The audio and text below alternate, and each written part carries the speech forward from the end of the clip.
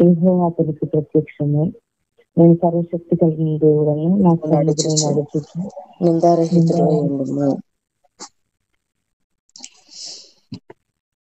అబ్రహామును దేవుడు పిలుచుకున్నాడు. అబ్రహాంతో దేవుడు ఒక నిబంధన చేశాడు. అందుకే అబ్రహాము అన్నిటినీ విడిచిపెట్టి దేవుని వెంబడించాడు. సమస్తాన్ని విడిచిపెట్టాడు. తన కుటుంబాన్ని విడిచిపెట్టాడు, తన దేశాన్ని విడిచిపెట్టాడు, తన బంధువులను విడిచిపెట్టాడు, తనకు కలిగిన సమస్తాన్ని కూడా విడిచిపెట్టి, తనున్న ప్రాంతాన్ని, దేశాన్ని మొత్తం అన్నిటిని విడిచిపెట్టి అబ్రహాం దేవుని వెంబడించాడు. దేవుడు అబ్రహాంతో ఒక వాగ్దానం చేశాడు. ఏమనంటే, నీకు సంతానాన్ని ఇస్తానని. దేవుడు విడిచిపెట్టిన తర్వాత అబ్రహాంకి అన్నిటినీ కలుగు చేశాడు. విడిచిపెట్టాడు కదా అని అబ్రహామును ఒట్టిగా దేవుడు వదిలేయలేదు. ఎన్నో ఎన్నో అబ్రహాంకి దేవుడు ఇచ్చాడు. సమస్తాన్ని అబ్రహాంకి ఇచ్చాడు దేవుడు. వాటన్నిటినీ కలిగి ఉన్న అబ్రహాంకి లోటైనది సంతానమై ఉంది. ఎవరు బిడ్డలు లేని సమయంలో దేవుడు ఆయనకు వాగ్దానం చేశాడు. లోటు ఉంది అబ్రహాంకు, ఒక లోటు, దాన్ని నేను పూర్తామని వాగ్దానం చేసినప్పుడు ఆ వాగ్దానాన్ని మనసులో పెట్టుకొని, అయితే సారా అబ్రహాముతో వాగ్దానం చేసిన విషయాన్ని జ్ఞాపకం చేసుకుంది. కానీ ఆ వాగ్దానం నాతో కాదేమో, నీకే పుడతారేమో అనుకుని హాగర్ను అబ్రహాంకి ఇవ్వడం జరిగింది. హాగర్తో పోయినప్పుడు అబ్రహాము ఒక కుమారుని కన్నాడు. అతడే ఇస్మాయిలు. ఆలస్యం అయింది కదా అని అబ్రహాం ఏం చేశాడంటే, సారా మాట ఆలకించాడు. సారా ఏం చెప్పింది అది విని ఆ ప్రకారంగా పోయినప్పుడు ఒక కుమారుని కన్నాడు. అయినా దేవుడు విడిచిపెట్టలేదు. మళ్ళా 99 ఏళ్ల వయస్సు వచ్చినప్పుడు దేవుడు అబ్రహాముకు ప్రత్యక్షమై ఒక మాట తెలియజేస్తున్నాడు. ఏమనంటే, నా సన్నిధిలో నిందారహితుడివై ఉండుము. దేవుని సన్నిధిలో నిందారహితంగా ఉండమని దేవుడు మాట్లాడుతున్నాడు. అంటే ఆయన ఉద్దేశం ఏంటంటే, దేవుని సన్నిధిలో ఏ నింద లేనివాడిగా ఉండాలని, యథార్థవంతునిగా ఉండమని దేవుడు మాట్లాడుతూ ఉన్నాడు. అట్లనే యోబు 1:1 మనం ధ్యానం చేసుకుంటే, అక్కడ యోబు భక్తుని గురించి కూడా దేవుడు మాట్లాడుతున్నాడు. ఏమనంటే, యోబు ఊజు దేశం అంతట్లోనూనట యథార్థవంతుడట. ఊజు దేశం అంతట్లోనూ యథార్థవంతుడును, న్యాయవంతుడును, దేవుని యందు భయభక్తులు కలిగి చెడు నడతను విసర్జించినవాడు అని యోబు కోసం దేవుడు మాట్లాడుతూ ఉన్నాడు. యథార్థమైన ప్రవర్తన దేవునికి ఇష్టమైన ప్రవర్తన. అందుకే యథార్థవంతులుగా ఉండండి. ఏ రకమైన నింద లేని వారిగా ఉండండి. నువ్వు దేవుని సన్నిధికి వస్తున్నావు, దేవుని మందిరానికి వస్తున్నావు అంటే నిన్ను చూసి దేవుని నామం అవమానపరచబడే రీతిలో నువ్వు ఉండకూడదు. నిన్ను చూసి దేవుని నామము సిగ్గుపడే రీతిలో ఉండకూడదు. ఎందుకు దేవుని దగ్గరికి వెళ్తుంది కానీ ఏ మార్పు లేదండి. ప్రతి ఆదివారం మళ్ళా ఎంతగానో సిద్ధపడిపోయి వెళ్ళిపోద్ది, తెల్ల బట్టలు కట్టుకొని వెళ్ళిపోద్ది అని మనల్ని చూసి లోకం మాట్లాడే రీతిగా మనము ఉండకూడదు. ఖచ్చితంగా మన ప్రవర్తన మార్చుకోవాలి. యథార్థవంతమైన ప్రవర్తన. కొంతమంది మందిరానికి వస్తారు కానీ ఏ రకమైన మార్పు ఉండదు. అదే గొడవలు, అదే అసూయ మనసు, అదే కళ్ళల్లాడే మనసు, ఒకరి మీద ఒకరికి విరుద్ధంగా మాట్లాడే మనసు. ఏమీ మార్పు ఉండదు. నువ్వు దేవుని నమ్ముకున్న వ్యక్తిగా ఉన్నావో లేక లోకంలో కలిసిపోయే వ్యక్తిగా ఉన్నావో తెలియదు, కానీ అన్నీ కూడా లోకానుసారంగా ఏదో వస్తున్నామనే పేరుకి, అక్కడ ఆ దేవుణ్ణి నమ్ముకున్నా, ఇక్కడ ఏ దేవుణ్ణి నమ్ముకున్నామనే పేరు తప్ప, దేవుణ్ణి నమ్ముకున్నాము, నేను యేసుక్రీస్తు బిడ్డను, నాలో మార్పు కనిపించాలి. చూడండి, చాలా మంది ఏమంటున్నారు, మతం మారుతున్నారు, కులం మారుతున్నారు అన్నట్లుగా ప్రచారాలు చేస్తున్నారు. దేవుని దగ్గరికి వచ్చేది మతం మార్పు కాదు, ఇది మనసు మార్పు కొరకే. దేవుని దగ్గరికి వచ్చేవారు మనసు మారాలి. ఆయన అంటున్నాడు కదా, హృదయ శుద్ధి కలిగిన వారు ధన్యులని. నీ హృదయం శుద్ధితో ఉండాలి. శుద్ధ హృదయం కలుగు చేసుకుని చెడునంతటిని విడిచిపెట్టి భయభక్తులు కలిగి నడుచుకోవాలి. వారు చూడండి, కొంతమంది లోకంలో ఉన్నవారు ఎన్నో చేస్తారు. ఆ 10 రోజులే ఆ వేసుకున్న ఆ వస్త్రాలకు ఆ మాలలు వేసుకుంటారు. ఆ మాలలు వేసుకున్న 10 రోజులు మాత్రమే వారు ఒక రకంగా వారి స్వభావాన్ని మార్చుకొని ఉంటారు. ఆ తర్వాత మామూలే, మళ్ళా తాగడం మామూలే, తిరగడం మామూలే, బూతులు మామూలే, చెడుతనం మామూలే.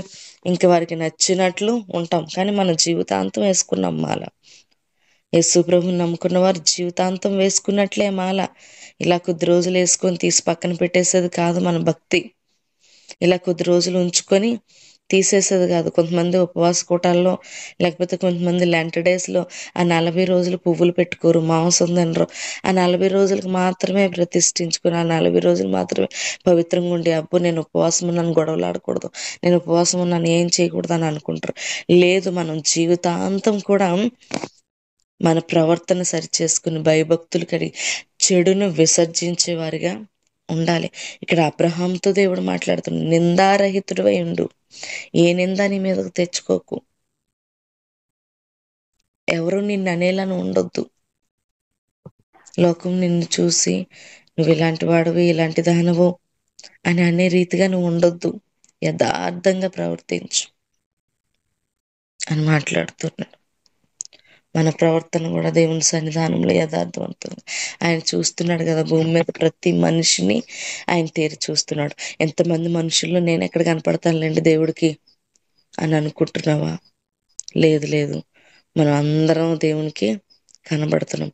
ఒక పిల్లవాడికి స్కూల్లోనట వాళ్ళ టీచరు పిల్లలందరికీ, స్కూల్లో ఉన్న పిల్లలందరికీ అరటిపళ్ళు ఇచ్చిందట తినమని. అయితే నేను అరటిపళ్ళు ఇస్తున్నాను, కానీ ఇవి ఎవ్వరికి కనబడకుండా తినాలి అంటే కొంతమంది బాత్రూంలోకి వెళ్తున్నారట, కొంతమంది దుప్పటి ముసుగేసుకొని తిన్నారట, కొంతమంది తలుపులు వేసుకొని తిన్నారట, కొంతమంది మంచం కిందకు దూరిపోయి తిన్నారట. అలాగా కొంతమంది కబోర్డ్లోకి దూరిపోయారట, కొంతమంది బీరువాలోకి దూరిపోయారంట. అలా దూరిపోయి తినేసేసి స్కూల్కి వచ్చేసారట. అందరూ స్కూల్కి వచ్చేసారు. ఈలోపు ఒక అబ్బాయి మాత్రము చేతితో పట్టుకొని వచ్చేసాడు బనానా, తినలేదు. అయితే అందరిని అడిగితే అందరూ చెప్పారు, నేను కబోర్డ్లో దూరాను మిస్, నేను మంచం కిందకు దూరి తిన్నాను మిస్, ఎవ్వరు చూడలేదు మిస్ అని చెప్తున్నారంట. నేను బీరువాలోకి దూరేసాను మిస్, నేను దుప్పటి ముసుగేసుకున్నాను, నేను తలుపేసేసుకున్నాను, వాష్రూమ్లోకి వెళ్ళిపోయి తిన్నాను మిస్, ఎవ్వరు చూడలేదు నన్ను అని. మా అమ్మ చూడలేదు, మా తమ్ముడు చూడలేదు, మా అక్క చూడలేదు, మా డాడీ చూడలేదు అనేసి చెప్తున్నారట. ఎవ్వరు చూడలేదు మిస్, ఎవ్వరు చూడకుండా నేనే ఫస్ట్ వస్తాను మిస్, నేనే ఫస్ట్ వస్తాను మిస్ అని మాట్లాడుకుంటున్నాను. ఈలోపు ఒక అబ్బాయి వచ్చాడు, అరటిపండు తెచ్చి వాళ్ళ మిస్ చేతిలో పెట్టాడు. వాళ్ళ టీచర్ చేతిలో పెట్టినప్పుడు ఆమె అంది, ఏమిరా నువ్వు ఎందుకు తినలేదు అంటే, దేవుడు చూస్తున్నాడు, అన్నీ మూసేసుకొని కూర్చున్నాను, కానీ దేవుడు మాత్రము చూస్తూ ఉన్నాడు. ఒకటి నీ ప్రవర్తన ఒకవేళ ఎవరు చూడట్లేదు కదా అనుకుంటున్నావేమో, కానీ చూసే ఒక వ్యక్తి మాత్రం ఉన్నాడు. ఆయన కన్నులు నువ్వు కప్పలేవు, ఆయన కన్నులు నువ్వు ముయ్యలేవు. ఆయన నిన్ను ఎక్కడ ఉన్నా చూస్తాడు. ఇదిగో సముద్రం అగాధంలోకి నేను వెళ్ళిపోదునా, అక్కడను నువ్వు ఉన్నావు. భక్తుడు చెప్తున్నాడు కదా, సముద్రం అగాధంలోకి వెళ్ళిపోయినా సరే అక్కడ కూడా నీ చెయ్యి నన్ను తాకుతుంది, నువ్వు నన్ను చూస్తూ ఉన్నావు. ఎంత గొప్ప దేవుడు కదా. మనం ఎక్కడున్నా చూసే దేవుడు. ఆకాశంకి ఎక్కిపోదునా అక్కడనే ఉన్నావు, భూమిలోకి దిగిపోయినా అక్కడ కూడా నీవు ఉన్నావు. ఎక్కడైనా ఆయన మనలను చూస్తూ ఉన్నాడు. మనలను దృష్టించి, ఆయన కను దృష్టిని దాటుకొని మనం వెళ్ళిపోలేము. ప్రపంచంలో లక్షలాది ప్రజలుంటే నన్నేనా చూస్తాడు దేవుడు అనుకోవద్దు. నిన్నే చూస్తూ ఉన్నాడు, నిన్నే చూస్తున్నాడు. నువ్వేం చేస్తున్నావో చూస్తూ ఉన్నాడు ఆయన. ఆదివారం మందిరానికి వస్తున్నావు కానీ మిగిలిన సమయంలో, ఆదివారం వాక్యం వింటున్నావు కానీ మిగిలిన సమయంలో ఎలా ఉంటున్నావో ఆయన నిన్ను చూస్తూ ఉన్నాడు. ప్రవర్తన మార్చుకోవట్లేదు. మందిరానికి వచ్చినా సరే ఏ రకంగా ప్రవర్తన మార్చుకోవట్లేదు. చెడు తిరుగుళ్ళు, చెడు ఆలోచనలు, చెడు తలంపులు, భయంకరమైన లోక సంబంధమైన క్రియలు, వ్యసనాలు, పాడు వ్యసనాలు. వీరు పాడైంది కాకుండా ఇంకా అనేక మందిని పాడు చేసే వ్యసనాలు కలిగి జీవిస్తున్నావు. దేవుడు ఈ దినాన నీతో మాట్లాడుతూ ఉన్నాడు. ఈ దినమైనా నువ్వు విడిచిపెట్టు. ఎన్నో దినాల నుంచి దేవుని మందిరానికి వస్తున్నావు, ఎన్నో రోజుల నుంచి దేవుని మందిరానికి వస్తున్నావు. ప్రతిరోజు కూడా దేవుడు గద్దిస్తూ ఉన్నాడు. ప్రతిరోజు వాక్యం ద్వారా ఈ చెడును విడిచిపెట్టు, చెడును విసర్జించు, చెడుకు దూరంగా బ్రతుకు, అది దేవునికి అయిష్టమైన క్రియ అని ప్రతి వారం కూడా దేవుడు గద్దిస్తూ ఉన్నాడు. నువ్వు వింటున్నావు, మరలా బయటకు వెళ్ళి దానివల్లే దులిపేస్తున్నావు. దేనివల్లే? ఒకసారి జ్ఞాపకం చేసుకో. దానివల్లే దులిపేస్తున్నావు. నువ్వు అలా ఉండొద్దు. గద్దించినప్పుడు విధేయత చూపించడానికి ఇష్టపడు. ఆయన గద్దింపునకు లోబడు. లేదా ఆయన కోపం వచ్చిందా, ఆయన కోపం రగులుకుందా, ఆయన కోపము సామాన్యంగా ఉండదు, ఆయన ఉగ్రత సామాన్యంగా ఉండదు. ఆ కోపానికి నువ్వు తాళలేవు. ఆయన ప్రేమగా చెప్పినప్పుడు మాత్రమే నీ ప్రవర్తన మార్చుకున్నావా? నువ్వు సరి చేయబడ్డావా? నీ బ్రతుకు మార్పు చెందిందా? చాలా ఆనందకరమైన బ్రతుకులోనికి నువ్వు నడుచుకుంటావు. అబ్రహామును మరలా జ్ఞాపకం చేసుకున్నాడు. చక్కని బిడ్డనిచ్చాడు దేవుడు. ఎంతో విస్తారమైన ఆస్తినిచ్చాడు. ఎంతో సంతోషకరమైన బ్రతుకు అబ్రహాము కలిగి ఉన్నాడు దేవుని యందు. నీవు కూడా సంతోషకరమైన బ్రతుకు కలిగి ఉంటావు. నీవు కూడా ఆశీర్వాదకరమైన బ్రతుకు కలిగి ఉంటావు. దేవుని స్వరమును వినగలిగిన బ్రతుకు కలిగి ఉంటావు. గద్దింపునకు లోబడకపోతే శిక్షకు పాత్రులుగా మార్చబడాల్సి వస్తుంది. కనుక గద్దింపునకు లోబడే మనసు కలిగి ఉందాం. భయమును భక్తిని కలిగి ఉందాం. దేవుని మందిరానికి వస్తున్నాం కాబట్టి ఖచ్చితంగా మన మనసు భయంతో, అమ్మో నా దేవుడు చూస్తున్నాడు, అమ్మో నా దేవుడు నన్నే లక్ష్య పెడుతున్నాడు, నన్నే గురి చూసి చెప్తూ ఉన్నాడు, నా కొరకే ఈ మాటలు చెప్పాడు, ఇక ఈ రోజు నుంచి నా ప్రవర్తన ఎట్టి పరిస్థితుల్లో నేను లోక సంబంధమైన ప్రవర్తనను విడిచిపెడతాను, అలా ఉండను అని ఒక తీర్మానంలోనికి వద్దాం. అందుకే దేవుడి దినాన్ని మనతో మాట్లాడాడు.